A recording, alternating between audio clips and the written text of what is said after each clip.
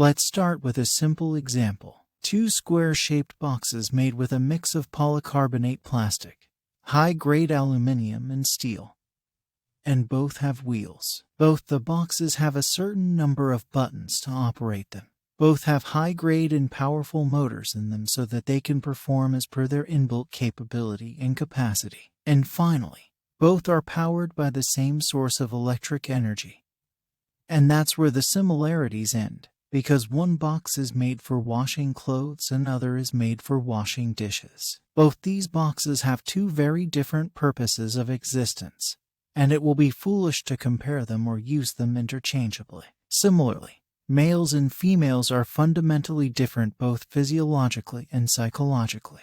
The internal workings of these two beings are different, at least in the context of how they reach their spiritual goals. In the Vedic stories, rishis and gods are shown meditating and contemplating, and their other half, the females, are either shown taking care of the meditative rishi or taking care of their world. For example, the goddess Parvati, who is the mother of the universe, is either taking care of Shiva, the father of this universe, as well as taking care of the beings in the universe, who is her children.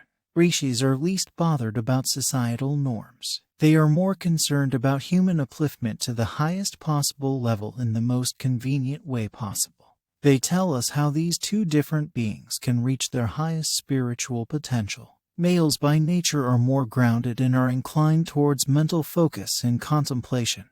On the other hand, females by nature are fluid, dynamic, and experiential. And hence when a male sits still and contemplates, his kundalini works differently. And if Parvati apes the similar behavior of Shiva, she might benefit from the practice in the short term, but will never feel the ultimate satisfaction or get the ultimate experience that she deserves. On the other hand, her kundalini will activate when she is in action because she is geared towards fluidity and dynamic activities. The chakra, Anahata, Vishuddha, and Ajna, as we know, are higher up and represent the heart, the throat, and the third eye, respectively. The heart chakra gets activated when we consciously practice empathy, care, and love. The throat chakra is activated when we intentionally seek knowledge of the divine. And the third eye chakra, which represents insights and intuition, gets activated when both the heart and the throat chakra are activated. Thus the realized rishis, the wise one, having a deep understanding of the physiological and psychological level, devised an action plan or a method by which females can reach their highest truth. Females are blessed with the natural qualities required to activate their heart chakra, the throat chakra, and the third eye. Hence, just by performing specific actions, she activates their kundalini naturally. For example, caring for her family and the community activates empathy, love, and care. It expands her heart chakra. The more she expands her heart chakra, the more she connects with her higher self. When she focuses her mind and preoccupies herself with learning and engaging with music, dance, art, and any creative fields, as well as actions connected to devotional activities, she expands her knowledge of divine love. It increases her intuitive powers to experience the unmanifested divine. When the third eye chakra is sufficiently nourished with the actions done at the heart and throat chakra level, it will allow her to experience bliss. Men, on the other hand, need to take two complex journeys. The first journey is to break free from the magnetic power of lower chakras, which is predominantly masculine. And once that is accomplished, they are faced with the most difficult one. It is to meet their feminine side. It is because a man has a female in him.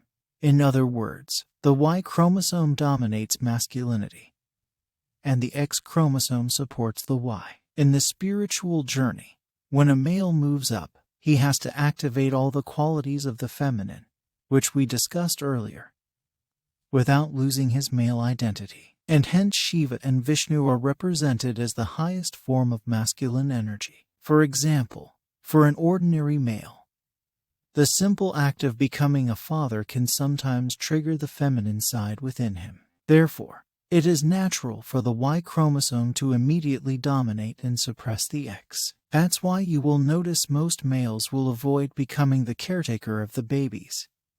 Not because they don't want to connect, but because their Y chromosomes dominate them.